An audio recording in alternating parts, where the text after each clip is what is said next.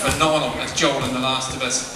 He's done Booker DeWitt in Bioshock Infinite and a whole lot more. Please, guys, go give me a massive round of applause to the very talented Mr. Troy Baker!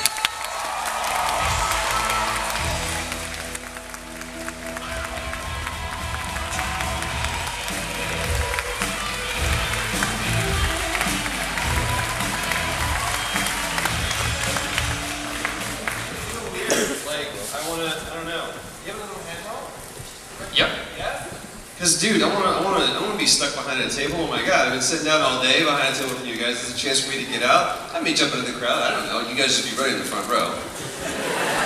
Start crowd surfing. There we go. The only panel ever that's crowd surfing. Don't tempt them, because you know it'll happen. By the way, these people are not here for the panel. They thought this was a storm shelter because it looked like it's raining outside. They're just like, what's happening in here? I was just coming in for the nuts. First time in Scotland. I like you people a lot, so I may not go home. If someone could just get me a kilt, I think I could blend in. I will wear it properly. There were more dudes that whistled at first, did you get that? And that wasn't necessarily anything sexual, it was just more like, good men. Good men, we respect that. Yeah, we'll get to questions and stuff too, but who's been in a panel with me before? I said I wasn't going to sit down, was the first thing that I did. It's so stupid. You know what, screw it, here we go. My vision's also getting a little bit impaired. Whoa. Gotcha tonight.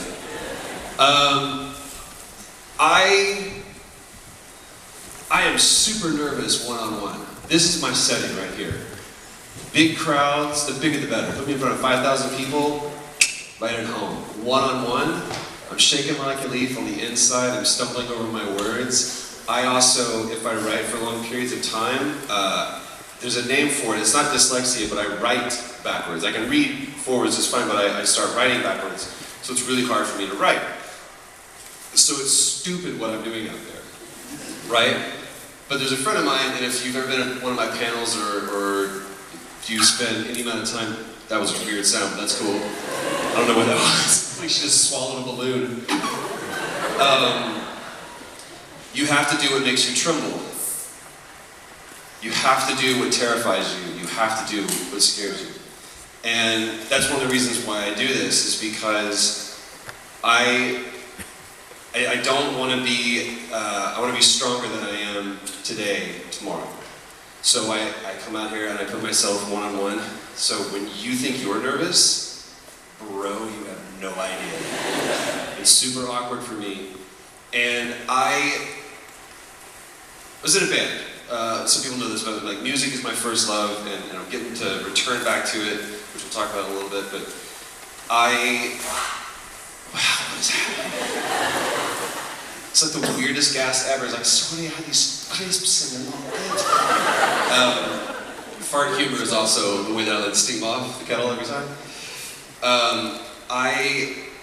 The two hardest words for me to say in the English language, thank you. Because what gets the better of me is my pride. So when somebody, when I was in a band, would come up and go, you guys were awesome, man, you sounded amazing, I love your band, I immediately would go, oh no, man, the sound was terrible. I don't know what was going on. I mean, it was like my throat was doing this weird, like I got a cold or something. Oh, okay, I thought you guys were awesome. And they would walk off. What I was saying to that person was, my opinion means more than yours. By the way, this panel has started. If like you were wondering when we were going to get going, it's happening. This is it. I just like to share what's on my heart because you guys are cool enough and open enough to share with me what's on yours. And I feel like if we really want to do this, if we want to be nerds in this together, it's got to go both ways, right? If we're going to be nerds, which we're nerds, right?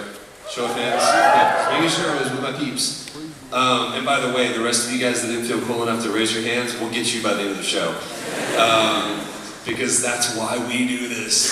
We are nerds. We are nerds. nerds, and the only thing that sets us apart are the people outside of these four walls at this convention center don't know it yet.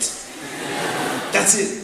We're cool enough to go, yeah, I'm a nerd, and this is my nerd. Whether it be anime, video games, cartoons, D&D, whatever it is, that is your nerd. And the difference between you and Randy in accounting, who's super straight-laced and like, I don't do anything but I do CrossFit, that's his nerd. That is his nerd. CrossFit is Randy's nerd. That's it. Whatever you're into, that you're a little too obsessed with, that you know a little bit too much about, that's your nerd. And you guys are aware of it, and other people aren't. So, yeah, we're still going, by the way. I think I've jumped topics 4 times, so we're going for a 5th. So that's why I come to conventions, is to make myself better. And because when I am on a mocap stage, or when I'm in a VO booth, and it's a little hard, it's a little challenging, or I don't feel good enough, I think about these moments. And I think about when I'm sat at a table and someone is struggling to find the words for what something that I've been a part of means to them, and how it's carried them through the hardest times. Because that's why I play. Because if I can play as a character that survives the end of the world, I'm pretty sure I can make it through traffic. I'm pretty sure I can make it through the argument that I have with my wife. Pretty sure. This is why we play. This is why we are nerds. You guys, in a lot of ways, become my nerd. You're the reason why I do this. You're the thing that I'm a little too obsessed with. Hopefully, by the end of a con, you're the thing I know a little bit more about. And you become my nerd. I just spotted a Morty back there that is like rocking my world. Good job. Back there, Morty, we're gonna do something cool later. I don't know. Oh, jeez, Rick, I don't know. Topic number 6, there we go. So, anyway, that's why I'm here, is because I want to make myself better. And you guys have been really, really cool. You've opened up your hearts and you've shared incredible stories with me. And I think that's why we're here. I never understood why the ultimate universal question is, why are we here? It's so easy. We suck alone, and we do really well when we're together. That's why there's, 30,000 people here this weekend? There's not one person going, oh, I'm really into Full Metal Alchemist. Of course, they would never have that accent. It's terrible. One guy from like Bakersfield, California that's in Scotland for some reason. It's so stupid. We're here because we need a community. We need to know that we can cosplay as a clicker and it's cool. We can dress up as Mario and someone goes, that's awesome, man. Mustache is good. I can't do a Scottish accent, so everybody sounds like they're like from Valencia, California, like Venice Beach or whatever. So that's my Scottish accent, in case you're wondering. So yeah, that's what I wanted to share with you. That's what's on my heart. So, who has a question? Your kung fu is strong. Right. Is that cool? Yeah. My brother here's got the microphone.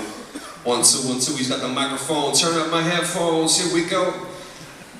This lovely lady in the gray jumper here. Yes. See? Make it a good one. Because you've said music is your first love, I was wondering if you've actually ever written or produced music for a game that you've been in? And if not, would you in the future? Swear to God I did not pay her to say this. Why? It's so funny you should ask.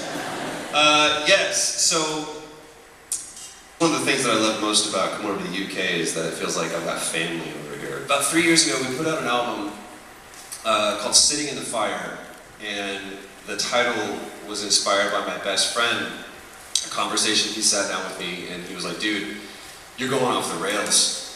There's a fire that's burning in your life right now and it exists to make you better. And if you will just sit in it, bigger, better, stronger, faster, it's like Keds for you. And it's an 80s commercial, don't worry about it. And so it was this cathartic album of a lot of songs that had sat for 10 years.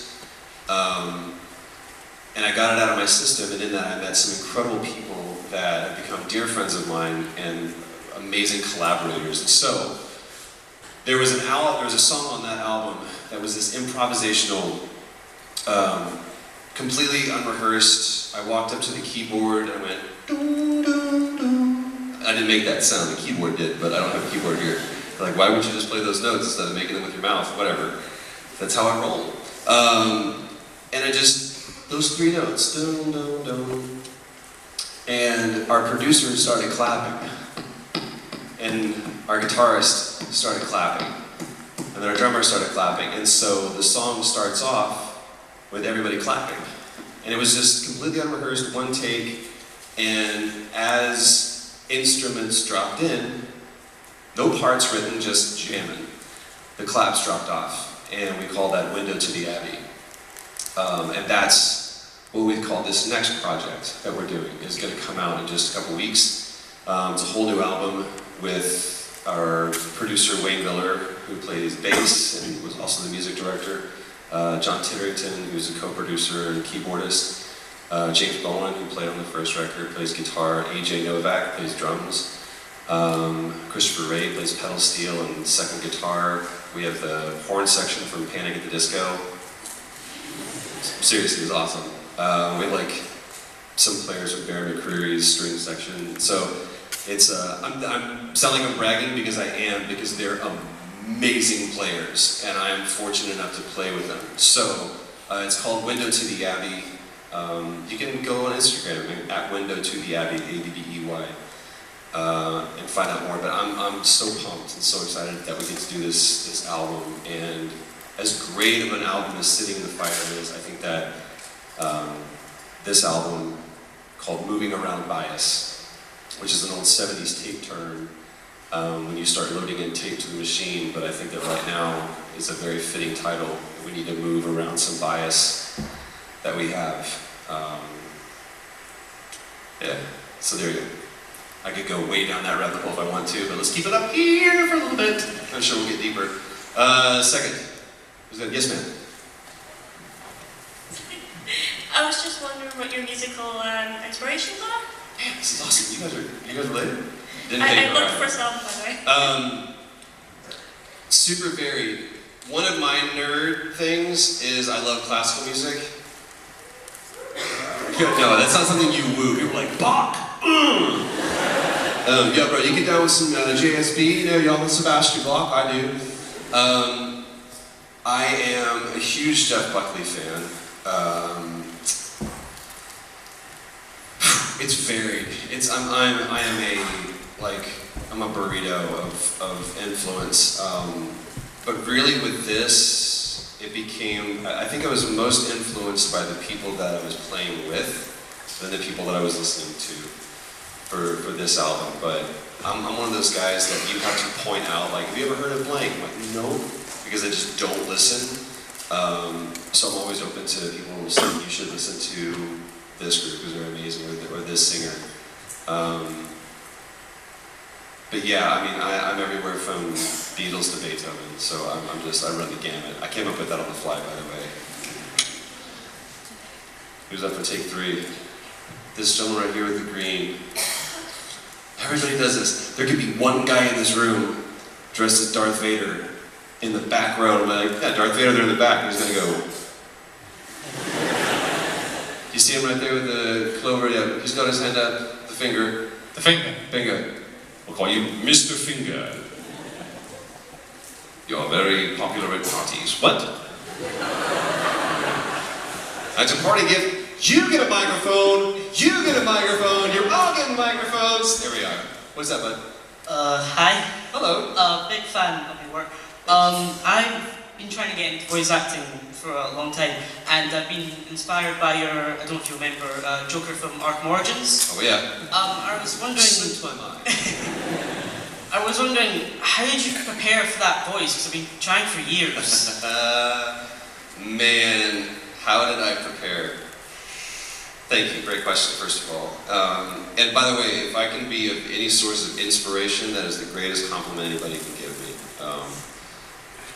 Here's the thing, I was offered that job twice. I went in for the audition, and I did my thing, and I was like, they're not gonna use me.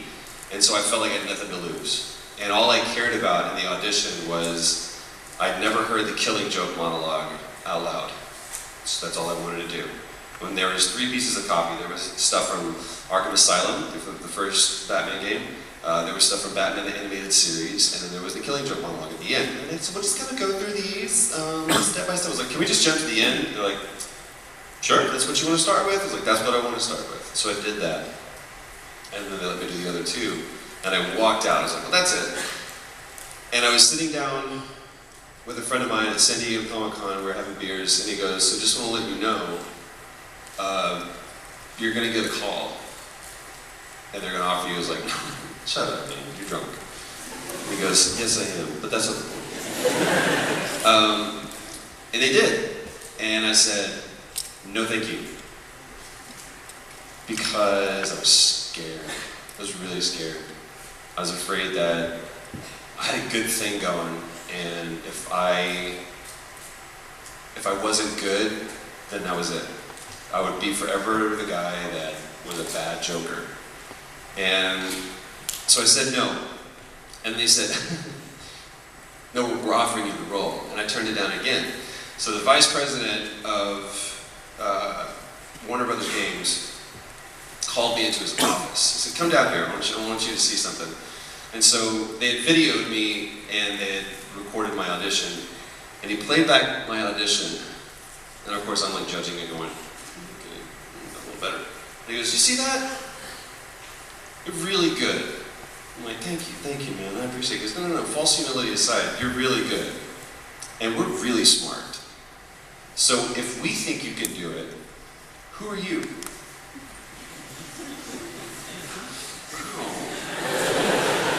Okay,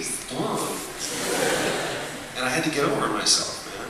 So how did I prepare for that role? I did what made me tremble. And I got over myself, and I stopped trying to put Troy Baker in as the Joker, and I just did the Joker. I trusted the role. I trusted my director. I trusted all the people at Warner Brothers Games that were making that game. And I just did the work. And I also realized that whenever you do an iconic character like the Joker, instantly, you are going to become someone's favorite and someone's least favorite. And it doesn't matter. If somebody says, I love you more than Mark Hamill, I'm going to go, dude, thank you so much. I completely disagree with you. Mark Hamill will forever be not only my Joker, but I think he's the Joker. He's just the best. He's what I hear. Yes, absolutely. 25 years this guy's done this role. And there will never be that again. Same way with Kevin Conroy. Kevin Conroy will, rest in peace Adam West, because you were the giant upon whose shoulders we are standing. But what Kevin Conroy did for not only Batman, but also for Bruce Wayne, is unparalleled. Nobody has done it the way that Kevin Conroy did. And that is the partnership that he had with Andrea Romano, it's the partnership that he had with Kevin Altieri and Bruce Timm and Alan Burnett and everybody behind the animated series. That's my nerd, by the way. I just listed off the 3 creators of the show from 30 years ago, 25 years ago. It actually aired in 1981. But anyway, doesn't matter. The first episode was actually called, no, I'm just playing. Appointment to Crime Alley. But, so yeah, it's a long about way to answer your question, but, and I would say this. The best preparation you can do for any role, really in anything in life, is just be brave enough to fail. Because My successes have taught me nothing, absolutely nothing. I am spun around by the end of it and could not tell you what I did right. But boy, I can tell you what I did wrong. Anybody play poker? All right, very few people can tell you the hands that they've won, but they can tell you with detail the hands that they've lost. That is life. Failure exists to make you smarter, to make you better, to make you stronger. Pain exists to make you better. The fact that we spend billions on the most advanced warning weather systems we can possibly imagine so that we can predict hurricanes and earthquakes and tornadoes days in advance. But if we have a headache, get rid of that pain immediately. That's your body telling you, I need water, or you need glasses, or there's something wrong. Pain is our friend, and for some reason we bought into this lie that pain exists because we're weak. No, pain exists to show you how strong you are because you survived it. It hasn't broken you. Fix what's wrong. Work on what's wrong. Don't numb your senses. Don't dull it. Don't take a pill to get rid of your pain. Listen to your pain. Pain is your friend. I don't know why I just said that, but be brave enough to fail. There we go. Fourth question. What are we doing? I got a Batman over here. We got to go from Joker to Batman. That seems like a logical step. Yes, sir. Hi. My wife and I were happy to finally put a face to the name Troy Baker when we saw you on Tabletop for the first time. So I was wanting to ask, what are your favourite board games, and are there any board games you would actually recommend? Man, first of all, that one was cool because you got to play with little Cthulhu, and anything that gives me bits to play with, don't take that wrong way. Makes me happy, and also just, I love those people. Felicia Day and Will Wheaton those are good peeps, really good peeps, and they've, I think, brought more nerds out of the closet, you know, and so I commend them for that. Board games, what board games do I love? Man, I played Risk as a kid. I had terrible parents. Does anybody know Risk? Yeah, dude. Yeah, okay, cool. I'm not alone. That's a messed up game to play when you're 8. I just lost half my army. My country's been invaded, and I don't know. You're learning the political climate at 8 years old. I'm always open to. I love games and not games that require, even online games or multiplayer games are great, but I love something that's tactile. I love something that requires us to be in the same room. There's even stuff on PlayStation, like You Don't Know Jack kind of came back with fury with PlayStation. That to me is a board game that allows us to do that. But like old school analog board games, give me recos, because I'm always down for like pairing that with a nice Chablis on a Friday night. Is what I love to do. Question number 5. Second row, right here. This beautiful, your first row. I appreciate you playing. We'll get there, don't worry. I count this as a first row too. I understand you. No. The lovely lady behind you. Yeah, there we are. There we are. The one that's doing this. Hi. Obviously, you've had loads of different voices for all the different characters you've had. Was having voices a natural talent for you, or did you have to work really hard on being able to do different accents? You know, I would say that before it became a vocation, I would challenge you to find the right person that would call it a talent. Because like my teachers in school would not necessarily call it a talent. They would call it a distraction, they would call it detention, they would call it a phone call to my parents, they would call it many things, but a talent. And this is the thing that I learned. All growing up, I would do voices. The first voice that I did would be a voice that didn't sound like mine. And here's why. Because I'm 41, and I've screamed a lot. And so my voice is kind of built this nice little baritone, like that, rounded at the bottom. But I used to sound like this on helium. It was not cool. So I'd answer the phone, and they're like, "Hi, Mrs. Baker." I'm like, "I am not a Mrs. I am a boy." Petulant that I was. So what I would try to do is bring my voice way down here. How you doing? Yeah, good. So I sounded like my mother with like emphysema. It was terrible. But a lot of that was very revealing of who I was at 38. All the way through is that there was a part of myself that I was uncomfortable with that I was running from. And as opposed to going, I just got a high voice and I'm 8 years old, what's up, someday it'll drop. I wanted to try to be something that I wasn't. So I took that imposter in me and I started focusing and channeling it and allowed it to be a strength as opposed to a weakness. But it left unchecked, it left unguided, that thing could have very much been, I could have been Randy in accounting that was still doing voices, and they were like, that's not a talent. We need to talk about what you're doing at work because you're driving your coworkers crazy. But yeah, everything, I think we always play to our strengths, and I certainly found a way to do that. And if you listen, I mean, you'll never hear a voice that I can't do, because that means I didn't get the job. Has anybody seen like the Twisted Tunes, like the script readings that we do? One person. Good to see there's a huge hit over here in the UK. We'll do like, we read Back to the Future, or a couple weeks ago we did Breakfast Club. It sounds very benign and easy, but it's people like Rob Paulson, Jess Harnell, Jim Cummings, Nolan North, John DiMaggio, and they're reading it in their characters.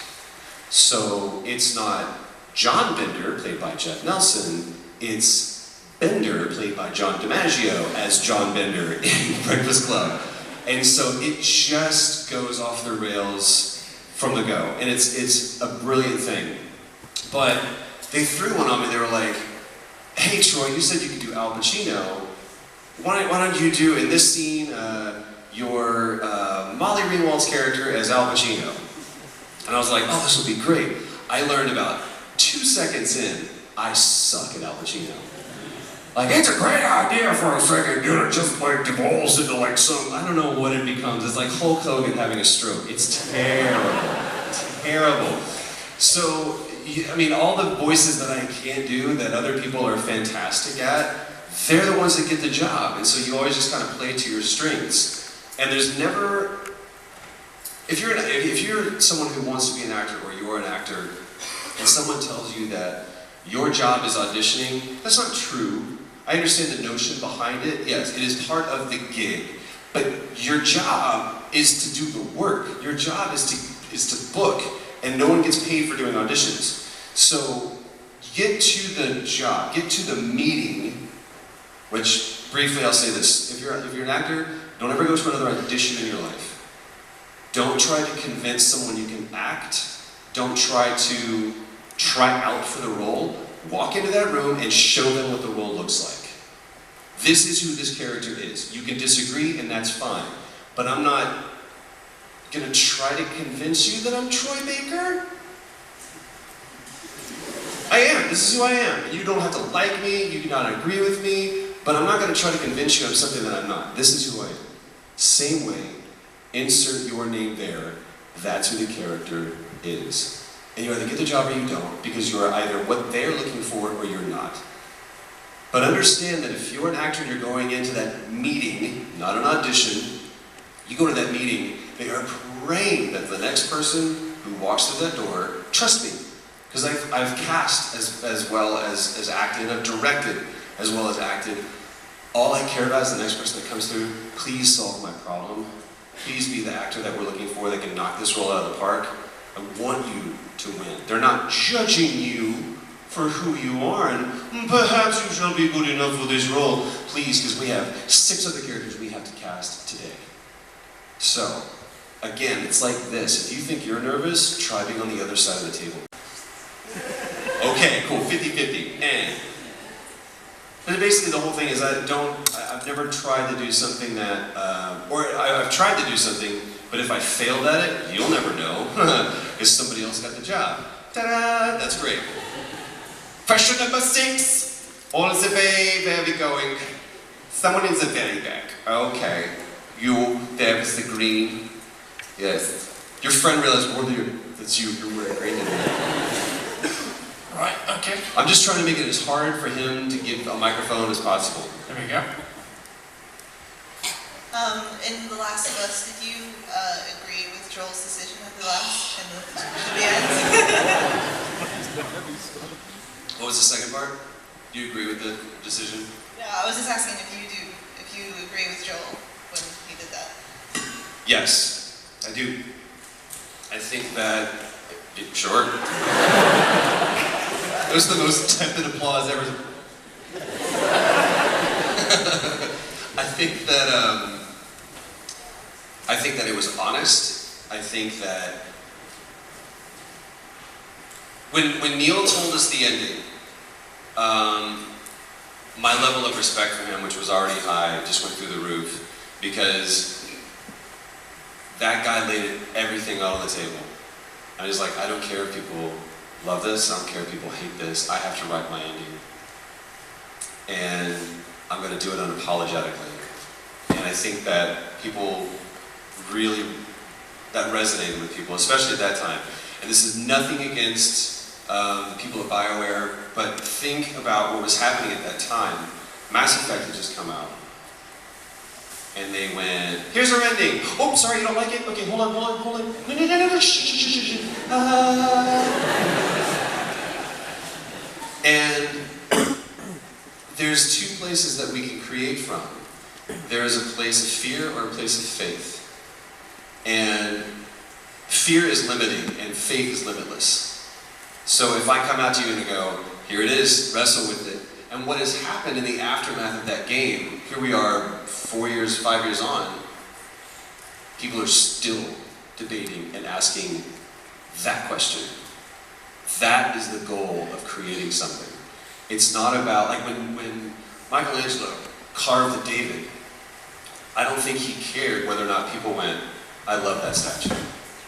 He wanted them to discuss it. He wanted them to study it. He wanted them to wrestle with it. And I have stood, has anybody ever seen the David in person? Okay, you have. Kick-ass. You have. Several people have. If you ever get the chance to, I didn't care about seeing it. I don't want to be touristy. I don't want to go see the David. Go see it. There's a reason why. It's an amazing piece of art.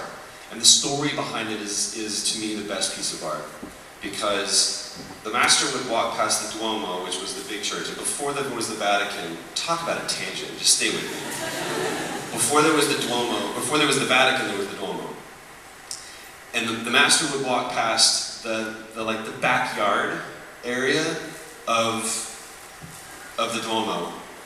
And there was this ugly piece of marble that had been rejected and couldn't be used for the church because it was considered impure. So you walk past and see that, and I really just want that piece of marble. Hey, can I have that piece of marble? Why do you want this piece of marble? It's broken. It's not perfect. I just, if I could just, no, we keep it in the back, okay? It's what the birds poop on, don't worry about it. Okay. Just, yeah, really, I don't know, we could. Are you sure if I could just, why do you want this piece of marble? It's broken, it's impure. What are you going to do with it, huh? Make some bigger statue? Maybe for 6 months he petitioned. Finally they go, okay, please, just take it. But you gotta bring your own truck. I don't know why they're from Cuba, all of a sudden, you see that? Like, switch. My family is from Cuba, I came from, don't worry about it, okay? And he's like a dancer. That's why. His name is Hector. And so he takes this broken, rejected, discarded piece of marble. And for the next 3 years, he chips away at it, and he chips away at it, and he chips away. And what we have in the aftermath is arguably the most iconic, next to the Venus de Milo statue in the world. And I've stood next to myself and two other people, and we're looking at the same statue. And we go, it's clearly after. No, it's clearly right before. I don't think it's anything between. And we all have a completely different perspective. And if you've seen the statue, the question is, do you believe in Joel's decision? It's the same question of, is this the moment before he slays Goliath, or the moment after? And some people think that David looks triumphant, and other people think that he looks scared. Other people think that he looks confident, other people think that he looks remorseful. It's the most crazy thing. But it all happens when you take something that someone says, don't do that. You shouldn't do that, or that's the wrong way to do it. Or you're using something that's broken. And where we were at in the industry was everyone telling Neil, don't do that ending. Make sure that people like your ending. Make sure that you give it, Joel needs to be a hero. And he said, I don't know, man, but if you'll give me that block of marble, I think I can make it David. So, answer your questions, yeah. Right?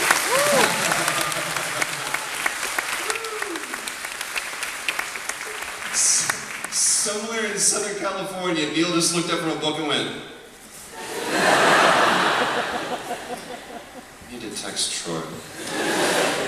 Calm down. That's what he would text me, 2 words, calm down. How much time do we have? About 15. 15 minutes. This gentleman right here, the red and white. That is red and white, isn't it? I'm a bit colorblind, so. And the purple and green. Man, colors, yes. Who's your favorite video game character you played, but it can't be Joe? Any other stipulations? It must be between 2 meters. I'll tell you this, man. It is impossible for me to choose a favorite.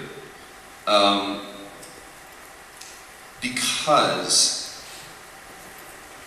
every character that I've done, and this is not, I'm not blowing smoke, it's literally the truth. Every character that I've done has taught me something or has led me to where I am right now. And I don't know how, there's nothing I would take away. My least, like the character that I think I sucked in, there was a character called, have you ever seen Baki the Grappler? No, you haven't. Put your hand down, you're a liar. Are you serious? Bro, arguably a bad anime. You may, but here's my point. This is exactly my point. I think I was terrible. I think the show was terrible. It was like, there was the 9 to 5 animators, and then that whistle blew, and everyone was like, well, see you tomorrow, Tim. And then the night crew came in of like the janitors and went, and started drawing characters midway through frames, which is like all of a sudden it's here, it's down to here. Completely different character. It's insane. But a friend of mine goes, bro, I'm not gonna lie to you, my favorite anime is Baki the Grappler. And I went, you're lying to me right now, aren't you? You're trying to get a rise. He's like, no, I think it's a wonderful story. It's a story of triumph. It's a fighter. He's trying to, reconnect with this fight. And he was serious. So, how can I go, that's my least favorite? It led me exactly where, I'm in Scotland right now. Are you kidding me? Who's to say that if I didn't do Cobra, whatever, in Cobra Commander, that would have been awesome. In Baki the Grappler, I wouldn't be here right now. Every left, every right, every yes, every no. For good or for bad. There is no good, there is no bad, there just is. If we think in our feeble, finite human brains that we have the ability to discern the difference between good and evil on a universal level, come on. Come on. Oh, that's terrible what happened. Is it tragedy? Sure. But is it bad? There just is. It just happened. What you do with it determines whether or not it's good or bad. So, my good is your yay! Who's right and who's wrong? There is no good, there is no bad. There just is. There's a parable of the Chinese farmer. I was gonna try not to do this, but I gotta do it. One day, this Chinese farmer, don't worry about he's Chinese, it just is, it's not a racial thing, it's whatever. He's out on his farm and this beautiful black stallion wanders onto his land. And all of his neighbors go, oh, what great fortune you have. You have this stallion, you'll be able to stud him out, you'll be wealthy. He says, we shall see. The next day, his son wants to learn how to ride the horse. The horse is wild, and he bucks him off, he shatters his leg. And the doctor says he'll never walk the same way again. And all of his neighbors say, oh, what poor fortune you have. Your son was healthy, and here he is, lame. And the father says, we shall see. The next day, the general of the armies comes and says, we're taking every able-bodied young man to war. And his son couldn't go because of his leg. And all of his neighbors say, oh, what great fortune you have. Surely your son would have gone to war and died. And the farmer says, we shall see. The next day, the horse runs away. Oh, what poor fortune you have. Comes back. Oh, what great fortune you have. And each time he just says, we shall see. And the whole point of it is, there is no good, there is no bad, there just is. Don't try to discern if what's happening to you is good or bad. It just is, and keep moving forward. That's the weirdest answer to that question. But that's what I can answer. Are we good? Right on, cool. Yeah, sweet. Who else? We got time right down here. Alex, right? Every once in a while. Don't think I know everybody's name. I just, for some reason, will somehow... If your name is Bart, where's Bart? I remember that from earlier days. Bart in here? Ah, screw him. There's a Bart here somewhere. Here we go. Hi. I'm just wondering, out of all the games that you've done, what's the funniest mocap moment you've had? Come on, you know. She said, what's the funniest mocap moment? You can't say that! Man. Anybody seen the, you know what I'm talking about? The alternate ending? Who has no idea what I'm talking about? Put your scratch down. He's just like, yay! You know, who doesn't know what I'm talking about? Okay. Who hasn't played The Last of Us? Oh my God. Oh my God. We're gonna ruin your day. There's a very pivotal scene. It's a very dramatic scene. If you don't know, The Last of Us is not a comedy. Nor is it a musical. But on one particular day, we're filming this scene. It's a very pivotal scene, and my character Joel has to run in, strip a gun away from somebody, and every time I kept dropping the gun. 15 takes. It's just like, sorry, God, no, that's my bad. I'm like doing a Buster Keaton. I'm like kicking it across the stage. And finally, we get one in the can. It's good. It's a good, solid take. And Neil goes, I want to get one more. I just want to change. I just gave Merle a note. Merle Dandridge, who played Marlene, I guess just give him one note. No matter what happens though, if you drop your gun, please, just don't stop, just keep going. I was like, okay, just don't stop. Okay, go ahead, shoot. So I come in and I mean, pull the gun perfectly. Got it away. Robin Atkin Downs is playing a stunt guy and a doctor. Got him in a chokehold. Joel has one line. You just come after her. That's it. Bang. Spoiler. 4 years. Play the game. I knew that Merle Dandridge had been on Broadway. I knew she had been in Rent. I knew she could sing. But when you're in that moment, and all of a sudden, it's like if you took musicals out of a musical and you put them in real life, that's weird. If someone starts singing at you to your face, that's bizarre. It's the most weird way to get and making eye contact. I'm now singing to you. Stop, bro, no. What would you like, fries with that? No, don't do that. That's the weirdest way to communicate. She starts singing to me. And everyone thinks, oh, Troy's just gonna break up. Oh, I stay in it. I'm like, you wanna dance? You wanna dance right now? So Joel has no lines, and you see me, you'll Google this. I swear to God, that's water. You will Google this.